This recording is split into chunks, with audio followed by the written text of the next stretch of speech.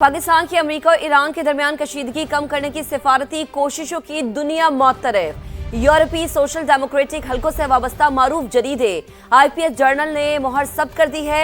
आलमी जरीदे ने पाकिस्तान को वाशिंगटन और तेहरान के दरमियान अहम सालिस करार दिया।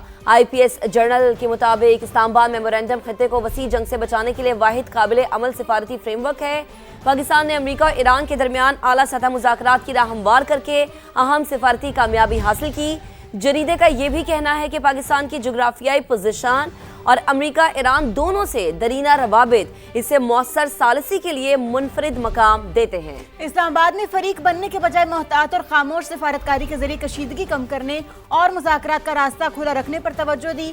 IPS जर्नल के मुताबिक पाकिस्तान ने वाशिंगटन और तेहरान के दरमियान अपने रवाबित और एतमाद को सिफारती असासे में तब्दील किया और मुतहारिफ फरीकों के दरमियान राबते का पुल बनने की अपनी तारीखी रिवायत को दोबारा जिंदा किया। बिल्कुल इसी पर बात करने के लिए हमें ज्वाइन कर चुके हैं ब्रिगेडियर रिटायर्ड मसूद अहमद खान साहब।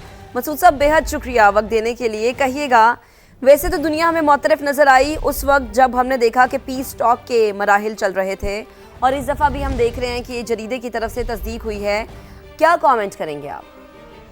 जी हाँ, देखिए मेरे ख्याल में जब से मार्के हक और बुनियाद मखसूस के बाद और फिर जो हमने वो सुपरियॉरिटी अपनी कन्वेंशनल जो हमने अपनी सुपरियॉरिटी साबित की, उसके बाद फिर हमने जो मीडिएशन की बिटवीन अमेरिका और ईरान के दरमियान, और उसके बाद से हमने दुनिया भर के जरीदे देखें, चाहे वो इलेक्ट्रॉनिक हैं, प्रिंट मीडिया है, वो तवातर के साथ लिख रहे हैं और पाकिस्तान के उस किरदार की तारीफ कर रहे हैं और लीडरशिप को सराह रहे हैं कि जिन्होंने इस तरह का रोल अदा किया। अब इसमें जो लेटेस्ट है, ये इंटरनेशनल पॉलिटिक्स एंड सोसाइटी है, ये छपता है ब्रसेल से, और ये बेसिकली यूरोपियन यूनियन को भी रिप्रेजेंट करता है, और इसके अलावा ये किसी तरह का एक जर्मनी से भी छपता है जर्मन लैंग्वेज में। तो इसमें भी उन्होंने एक्नॉलेज किया और उनकी हेडलाइन भी यही थी कि पाकिस्तान द पीस मेकर। तो बड़े ऑनर की बात है, और दे अंडरस्टैंड कि पाकिस्तान, उन्होंने लिखा कि इस प्लेइंग द पिवटल रोल है, और कहा कि is the only viable channel between America and Iran. So acknowledgement हो रही है। उन्होंने यहाँ तक लिखा कि किसी जमाने में 63 के 2015 में joint comprehensive plan of action जो हुआ, उसमें European union was instrumental America और ईरान के दरमियान। लेकिन उन्होंने कहा 2026 में एक ऐसा वक्त आया है जब यूरोपियन यूनियन की इतनी स्टैंडिंग नहीं है, और कहता वो जो गैप था, जो कुछ था, वो कमी जो थी पाकिस्तान ने टेक कवर कर ली, और पाकिस्तान हैज ये जो स्ट्रेटेजिक प्लेयर के तौर पे।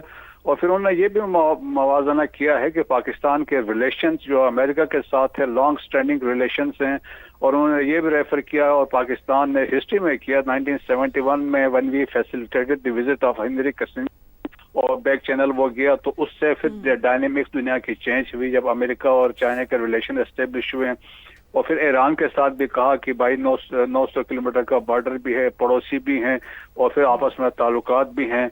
तो फिर उन्होंने तीसरी इंपॉर्टेंट चीज बात की है कि फील्ड मार्शल के किरदार की उन्होंने बड़ी तारीफ की है। उन्होंने कहा जो उनके डिप्लोमेटिक बिल्ड्स, उन्होंने कहा जिस तरीके से, और हमने देखा भी है ऑन ग्राउंड में, हमने देखा जब जंग जोरों पे थी उस दौरान में फील्ड मार्शल का वहां पे जाना और वहां पे रुकना, फिर वहां पे बातचीत को बढ़ाना, और फिर जाके हम finally when we arrived at the Islamabad memorandum of understanding जो हम करवाया।